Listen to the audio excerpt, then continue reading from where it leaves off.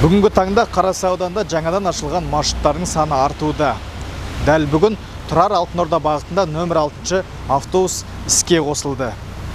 Бұл қоғамдық көліктер әу баста Тұрар алдынан бастап қатынауы тиіс болған, алайда жергілікті тұрғындардың өтініші бойынша Көлашыдан бастап жолға шығатын болды. Айта кетейік, дәл осындай қоғамдық көліктер келесі аптадан бастап Әйтей-Қаскелең бағытында да қатынайтын болады.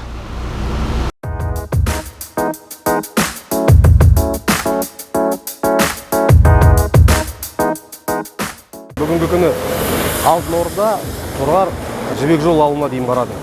6-шы маршрут.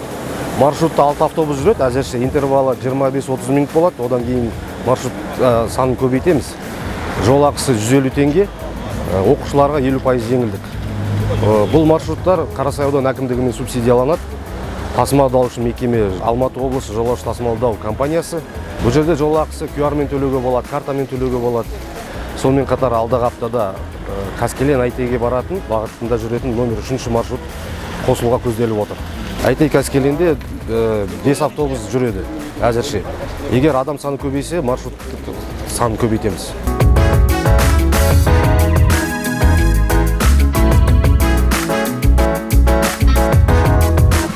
Бізде үлкен қуаныш болып жатыр. Аудан әкіміне, басшыларға жоғарыда көптен көп рахмет. Одан кейін халықтар айтып жатыр, автобус Қаскелеңге дейін болса деп. Қаскелеңге адамдар көп барады ғой, больницаға барамыз, жұмысқа барады. Сол тілегіміз де орындалса жақсы болар еді. Бұлай маршрут бар, бірақ аз. Енді міне Тұрар ауылында ашылып жатыр. Неге Алтын Ордаға дейін.